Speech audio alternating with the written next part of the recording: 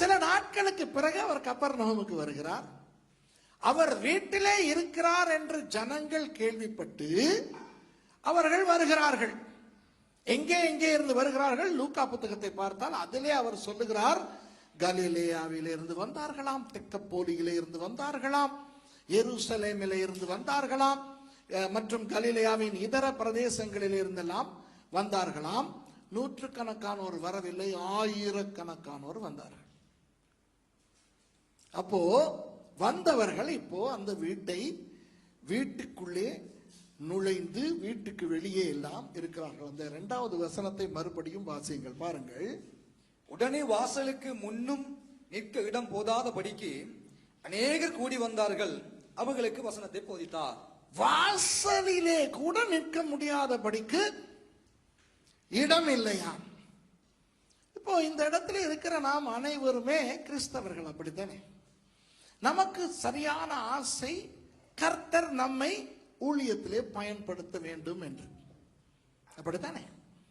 நமது வீடு ஊழியத்துக்கு பயன்படுத்தப்பட்டால் நன்றாய் இருக்குமே என்று அநேகர் நினைக்கிறார்கள். ஒரு சிலர் சொல்லுகிறார்கள், எந்த தெய்வமே வேண்டாண்டா சாமி, எங்க வீட்டில் எந்த ஒரு பைபிள் ஸ்டடியும் நடத்தவே வேண்டாம், இருந்த பிரச்சனை போதும், இருக்கிற பிரச்சனை போதும் என்று. அவர்களை தவிர வேறு அநேகர் தங்கள் வீடுகளிலும் ஊழியங்கள் நடந்தால் நல்லது என்று நினைக்கக்கூடியவர்கள் இங்கே இருக்கிறோம். இப்போ இயேசு நம்முடைய வீட்டுக்கு வர வேண்டும் என்று விரும்புகிறவர்கள் உண்டு, அப்படித்தானே? இப்ப இயேசு நம்மோடு இருக்கிறார், அது வேறு. நமக்குள்ளே இருக்கிறார், நம்மோடு இருக்கிறார். ஆனால் இயேசுவானவர் நமது வீட்டிலே வர வேண்டும், நம்முடைய வீட்டை ஊழியத்துக்கு பயன்படுத்த வேண்டும் என்றெல்லாம் விரும்புகின்றவர்கள் இருக்கிறோம். ஊழியம் செய்ய விரும்புகிறவர்கள் இருக்கிறோம், ஊழியம் செய்கிறவர்கள் இருக்கிறோம். ஆனால் அப்படி ஊழியம் செய்யும் போது என்ன என்ன விஷயங்கள் நடக்கும் என்று இந்த சம்பவத்திலிருந்து நாம் பார்க்க முடியும். புரிகிறதா? சரி, இதில் முதலாவது ஒரு விஷயத்தை சொல்லுகிறேன். இப்படி ஜனங்கள் வரப்போகிறார்கள் என்று இயேசுவோ அந்த வீட்டாரோ அறிந்திருந்தார்களா? நிச்சயமாக இல்லை. இயேசு எங்கே போனாலும் மக்கள் தேடி தேடி வர ஆரம்பித்த காலம் இது. ஊழியம் ஆரம்பித்த காலம். மாற்கு புத்தகத்திலே 16 அதிகாரங்கள் உண்டு. இந்த சம்பவம் எங்கே நடக்கிறது? 2ஆம் அதிகாரத்தில் நடக்கிறது. அதாவது இயேசுவானவர் ஊழியத்தை ஆரம்பித்த அந்த காலத்திலே நடக்கிறது. புரியுதா?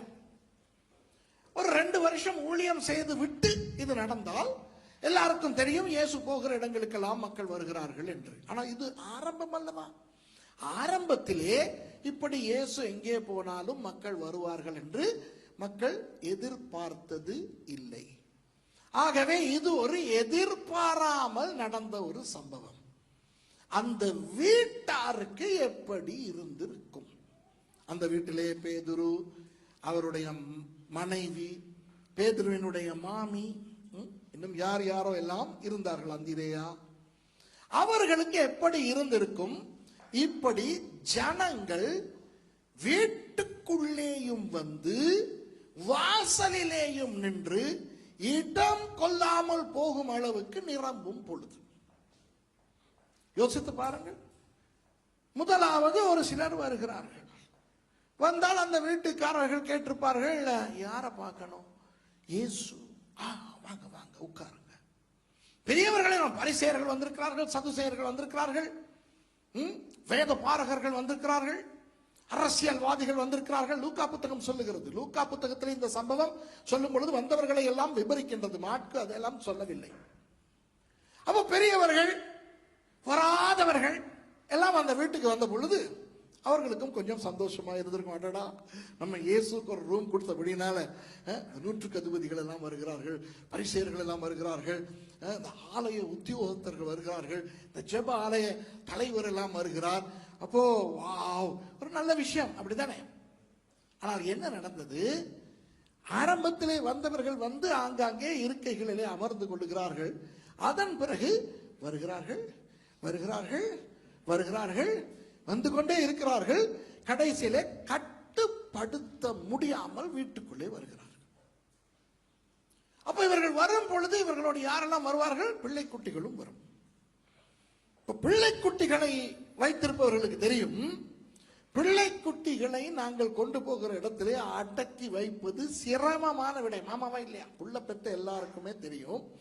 அந்த பிள்ளைகள் சின்ன வயதா இருந்த அந்த ஜெரமி சைஸ்ல, அப்புறம் அந்த அங்க 2 இருக்குது, இந்த அங்க 2 இருக்குது, இதுகளை இப்படி இவங்க வச்சிருக்கிறது இந்த இப்பொழுது நடந்து கொண்டிருக்கும் அற்புதம். இந்த அற்புதத்தை கொஞ்சம் ஏறெடுத்து பாருங்க. அற்புதங்கள் நடக்கும் பொழுது அதை ரசிக்க பழக வேண்டும். இந்த பிள்ளைகள் உடையிலே ஓடி கத்தி பொருட்களை புரட்டும் பொழுது எரிச்சல் அடைய தெரிந்த நமக்கு இப்படி அமைதியாய் இருக்கும் பொழுது ரசிக்கவும் தெரிய வேண்டும். விளங்குதா? ஏனென்றால் இவர்களை இப்படி வைத்திருப்பதற்கு அந்த அம்மா அப்பா எவ்வளவு போராடுகிறார்கள் என்று அவர்களுக்கு தான் தெரியும். எத்தனை பேர் பிள்ளைய பயமுறுத்தி கூட்டிட்டு வந்து ஓடுனா சர்ச்சுக்கு வந்து வாயை மூடிக்கிட்டு இருக்கணும். எத்தனை பேர் கிள்ளு, எத்தனை பேர் சுண்டி, எப்படியெல்லாம் வச்சிருக்கிறாங்க. இந்த அற்புதத்தை நீங்கள் ரசிக்க பழக வேண்டும். ஆனால் அங்கே அப்படி அல்ல. எல்லாரும் பெற்றார், எல்லாரும் இயேசுவை தேடி வருகிற பொழுது அவர்களுக்கு பிள்ளைகளை மேய்ப்பதற்கு உணர்வு வராது. அப்போ பிள்ளைகளுக்கு இயேசு இருக்கிறாரா, இது இன்னொருவருடைய வீடா, அதெல்லாம் தெரியாது. அது போகும், கண்டதையே எடுக்கும், அதை இழுக்கும், ஒரு விஷயத்தை இழுக்கும் போது அது பொருளும். இப்ப அந்த வீட்டுக்காரங்களை கொஞ்சம் கற்பனை பண்ணி பாருங்க என்ன நடக்குது.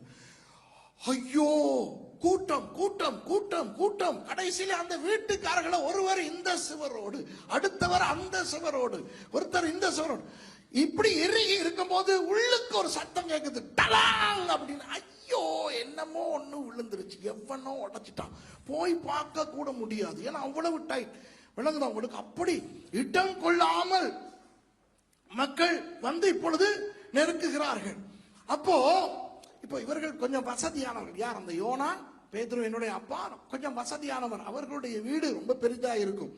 அந்த வீட்டிலே விசேஷமான சில இருக்கைகள் இருக்கும். இப்போ அந்த விசேஷமான இருக்கைகளிலே சின்ன பிள்ளைகள் வந்த அந்த சப்பாத்தோடு ஏறி ஆடுது. இந்த அனுபவம் உங்களுக்கு இருக்கா? ரொம்ப அதிகமா செலவழிச்சு நல்ல ஒரு சோஃபா செட் நீங்க வாங்கி வச்சிருப்பீங்க. அந்த சோஃபால நீங்களே உட்கார மாட்டீங்க. எங்க அம்மா அந்த காலத்துல ஒரு சோஃபா வாங்கினாங்க. வாங்கி துணி போட்டு மூடிட்டாங்க. நானும் என்னுடைய அண்ணாவும் உட்கார்ந்தாலே திட்டுறேன், அதுலயே உட்கார. எங்க வீட்டுக்கு தானே வாங்கினீங்க, நாங்க உட்கார. அது விருந்தாளிக்கு, நீ அந்த பச்சை இதுல உட்காரு, சரியா? அப்போ நாம் கூட உட்காருவதற்கு யோசிக்கும் அந்த அழகான விலை உயர்ந்த அந்த சோஃபாவிலே ஷூஸோட அந்த சின்ன பிள்ளை ஏறி அதுல இப்படி இப்படி இப்படி குதிச்சு. உங்களுக்கு அந்த அனுபவம் இருக்கா? சில பிள்ளைகள் உங்களோட சோஃபால குதிக்கும் போது உங்க நெஞ்சில குதிக்கிற மாதிரி ஒரு அனுபவம் இருக்கா? ஆமாவா? ஆனா ஒண்ணும் சொல்ல முடியாது. அம்மா அப்பா கோவிச்சுக்கிருவாங்க, வந்தவங்க அப்செட் ஆகுவாங்க. அப்போ அந்த நேரத்திலே அந்த கட்டுப்பாட்டை விதிப்பவரை மற்றவர் அர்த்தத்தோடு பார்ப்பார். இப்ப எங்க வீட்டுல கட்டுப்பாடு விதிக்கிறது யார் தெரியுமா? அதோ அவங்க மேர்சி மேடம். நாய் உள்ளுக்கு கொண்டாடாதீங்க, நாய் முடியெல்லாம் வருது அந்த சோஃபா உள்ள. கால கீழே வை. இப்படி இருக்கும்போது சில பேர் வருவார்கள், தங்கள் 2-3 பிள்ளைகளோடு வருவார்கள், என்னை பார்க்க வருவார்கள். என்னை பார்க்க அவர்கள் வரும் பொழுது அந்த பிள்ளைகள் சப்பாத்தோட அந்த சோஃபால ஏறும். எந்த சோஃபா? அந்த நம்ம காலை மேல வைக்க முடியாதே அந்த சோஃபால ஏறி குதிக்கும். அப்ப இன்னொன்னு அந்த அந்த அதுல வச்சிருக்கிற தலைவாணி எடுத்து சாங்கன்னு அங்க வீசும். அது பூ போச்சுல பட்டு அது விழும். இதெல்லாம் நடக்கும் போது நான் மேர்சியா அர்த்தத்தோட பார்ப்பேன். எங்க இத நிறுத்து பார்ப்போம் அப்படின்னு. அவளும் என்னைய அர்த்தத்தோட பார்ப்பான். அவ பார்க்கிற பார்வையில் என்ன தெரியுமா கேள்வி? வந்தவங்க உங்களை தானே பார்க்க வந்தாங்க, ஆபீஸுக்கு தான் போட்டிருக்கேன், அங்கேயும் நாற்காலி போட்டிருக்கு தானே, ஏன் ஆபீஸுக்கு கூட்டிட்டு போகாம இங்க கூட்டிட்டு வந்தேங்க, இது உங்க தவறு. ஐயோ, இந்த அனுபவம் எத்தனை பேருக்கு இருக்கு? யாருமே கை தூக்கல பாருங்க, யாருமே கை தூக்கல. இப்போ யோசித்து பாருங்கள், இந்த மாற்கு 2ஆம் அதிகாரத்து அந்த வீட்டாரனுடைய உணர்வை. ஆரம்பத்தில் இந்த பெரியவர்கள் எல்லாம் வந்த பொழுது ஒரு பெருமை, ஒரு சந்தோஷம். இயேசுவுக்கு ஒரு அறை கொடுத்தபடியினால், இந்த அறை இல்ல, தங்கும் அறை கொடுத்தபடியினால் பெரியவர்கள் எல்லாம் வருகிறார்கள், வராதவர்கள் எல்லாம் வருகிறார்கள். கொஞ்ச நேரத்தில் அவர்களே யோசிப்பார்கள், அநியாயம், இந்த இயேசுவுக்கு ரூம் கொடுத்தது, வீடு நாசமாகிறதே என்று. அப்போ வீடு இந்த மாதிரி இழுத்து போடப்படும் போது இயேசு ஆனவர் என்ன செய்ய வேண்டும்? அவரை அல்லவா பார்க்க வந்திருக்கிறார்கள். அவர் சொல்ல வேண்டும், எல்லாரும் வெளியே வாங்க, நான் வெளியே வந்து உட்கார்றேன், யாரும் உள்ளுக்கு வரலாம், ப்ளீஸ் ப்ளீஸ் கொஞ்சம் அதில் உட்காராதீங்க, வாங்க, ஏதாவது செய்யணுமா இல்லையா? அவர் என்ன செய்கிறார்? அவர் அவர்களுக்கு அந்த அந்த கடைசி லைன், 2வது வசனத்தின் கடைசி லைன், அவர்களுக்கு வசனத்தை போதித்தார். இதுதான் இயேசு. இயேசுவுக்கு எது முக்கியம்? வசனத்தை போதிப்பதுதான் முக்கியம். இங்கே எவண்ட சோஃபா சீரடியுது, எவண்ட பூ போச்சு உடையுது, எவண்ட தலைமண்டை இடியுது, இதுல வேற ஒண்ணு வந்து கறிக்கொட்டையை கொண்டாந்து அந்த சபத்துல வரைஞ்சுக்கிட்டு இருந்திருக்குமா இருக்கும். பேதுருட மாமி அதை பார்த்து, ஆனால் இயேசு என்ன செய்கிறார்? வசனத்தை போதித்துக் கொண்டிருக்கிறார். இதிலிருந்து என்ன தெரிகிறது? நமது இயேசுவுக்கு வசனம்தான் முக்கியம். இயேசுவானவருக்கு வசனம் தான் முக்கியம். இப்படி இருக்கும் பொழுது அடுத்த வசனம் வாலிபர்களுக்கு ரொம்ப முக்கியமான ஒரு வசனம். அப்பொழுது 4 பேர் ஒரு திமிர்வாதக்காரனை சுமந்து கொண்டு அவரிடத்தில் வந்தார்கள். ஜனக்கூட்டத்தின் நிமித்தம் அவருக்கு சமீபமாய் சேரக்கூடாமல் அவர் இருந்த வீட்டின் மேற்கூரையை பிரித்து திறப்பாக்கி திமிர்வாதக்காரன் கிடக்கிற படுக்கையை இறக்கினார்கள். சரி, இந்த 4 நண்பர்களையும் பற்றி நான் பேச விரும்புகிறேன். யார் இந்த 4 நண்பர்கள்? 4 பேர். அந்த 4 பேர் 4 நண்பர்களாய் இருக்கட்டும், 4 உறவினர்களாய் இருக்கட்டும், ஆனால் நிச்சயமாக 4 ஆண்கள் என்று நமக்கு வாசிக்கும் போது தெரிகிறது. இப்போ அந்த 4 பேரும் திமிர்வாதக்காரனை இயேசுவினிடத்திலே கொண்டு வருகிறார்கள். உள்ளே கொண்டு போக முடியாதபடி நிறைய ஜனக்கூட்டம், தடை. அவர்கள் மனம் சோர்ந்து போனார்களா? பின்வாங்கினார்களா? இல்லை. அவர்கள் எப்படியாவது இந்த திமிர்வாதக்காரனை இயேசுவினிடத்திலே கொண்டு போக வேண்டும் என்று சொல்லி செய்யக்கூடாத ஒரு தவறையே செய்கிறார்கள். இன்னொரு யாரோ மனிதனுடைய கூரையிலே ஏறி, அது கிரேக்க மொழியில அழகா எழுதியிருக்கும், அந்த ஓட்டை உடைத்து என்று இருக்கிறது, தமிழ்ல பிரித்து என்று இருக்கிறது. உங்களுக்கு டாய்ச் பைபிள் இருந்துச்சுன்னா அதுல பாருங்க என்ன சொல்லி இருக்குதுன்னு எனக்கு தெரியல, கொஞ்சம் பாருங்க தம்பி. டாய்ச் பைபிள்ல என்ன சொல்லி இருக்குது? ஓட்ட அழகா ஒன்னொன்னா பிரிச்சு மாதிரி இருக்கா, இல்லாட்டி பிச்சின்னு இருக்கா, பிரித்துன்னு இருக்கா? ஐயோ இல்ல, உண்மையா கிரேக்க சொல் வந்து என்ன சொல்லுகிறது என்றால், அவர்கள் அதை உடைத்து கூரையை பீத்து கொண்டு அவர்கள் அவனை இறக்குகிறார்கள். இப்ப விசேஷமாக நான் வாலிபர்களிடத்தில் கேட்கிறேன், உங்களுக்கு நண்பர்கள் இருப்பார்கள், சபைக்குள்ளே இருப்பார்கள், படிக்கிற பாடசாலையில் இருப்பார்கள், உங்களுடைய வீட்டிலே கிராமத்தில் இருப்பார்கள். உங்களுடைய நண்பர்கள் உங்களை இயேசுவினிடத்துக்கு நடத்துகிறவர்களா அல்லது இயேசுவை விட்டு வெளியே நடத்துகிறவர்களா? இந்த திமிர்வாதக்காரன் எவ்வளவு பாக்கியசாலி என்றால், அவனுடைய அந்த 4 நண்பர்களும், வேத அறிஞர்கள் என்ன தெரியுமா சொல்லுகிறார்கள்? வேத அறிஞர்கள் சொல்லுகிறார்கள், அந்த 4 பேரும் உறவினர்களாய் இருக்க வாய்ப்பில்லையாம், நண்பர்களாம். வேத அறிஞர்கள் ஆராய்ச்சி பண்ணி தானே சொல்லுவார்கள். அப்போ சரி, அவர்கள் உறவினர்களாயே இருக்கட்டுமே, நான் உங்களிடத்தில் கேட்கிறேன், எல்லாரிடத்திலும் கேட்கிறேன், நீங்கள் பழகுகிறவர்கள், உங்களுடைய நண்பர்கள், யாரோடு அதிகமாக வாட்ஸ்அப் பண்ணி கொண்டிருக்கிறீர்கள், யாரோடு அதிகமாக வீடியோ சாட் பண்ணுகிறீர்கள், யாரோடு அதிகமாக நேரம் செலவழிக்கிறீர்கள், விடுமுறைக்கு யாரோடு சேர்ந்து பிரயாணம் போகிறீர்கள், யார் வீட்டுக்கு அடிக்கடி போகிறீர்கள்? யார் உங்கள் வீட்டுக்கு அடிக்கடி வருகிறார்கள்? இவர்கள் உங்களை இயேசுவினிடத்துக்கு நெருக்குகிறார்களா? தடைகள் வந்தாலும், எந்த விதமான பிரச்சனை வந்தாலும் அவைகளையும் தாண்டி உங்களை தள்ளி வற்புறுத்தி பிரச்சனைகளுக்கு உள்ளாக கூட உங்களை இயேசுவை நோக்கி தள்ளுகிறார்களா? அல்லது அவர்களோடு நீங்கள் இருக்கும் பொழுது இயேசுவை விட்டு தூர உலகத்துக்கு, இன்பத்துக்கு, குதூகலத்துக்கு உங்களை இழுக்கிறார்களா? இதை நீங்கள் கற்பனை செய்து பார்த்துக் கொள்ள வேண்டும். அந்த திமிர்வாதக்காரனுக்கு இருந்த அந்த அதிர்ஷ்டம், அந்த பாக்கியம் இன்று நம் அநேகருக்கு இல்லை தெரியுமா? இன்று நம் அநேகருக்கு இருக்கிற உறவினர்கள், நண்பர்கள், கிறிஸ்தவர்களை சொல்லுகிறேன், எப்படிப்பட்டவர்கள் தெரியுமா? இன்னைக்கு சர்ச்சுக்கு போறதுக்கு டல்லா இருக்கு. டல்லா இருந்தா ஏன் போறேன், இரு ரெஸ்டடே, இப்படி ஆள்தான் நமக்கு இருக்கு, விளங்குதா?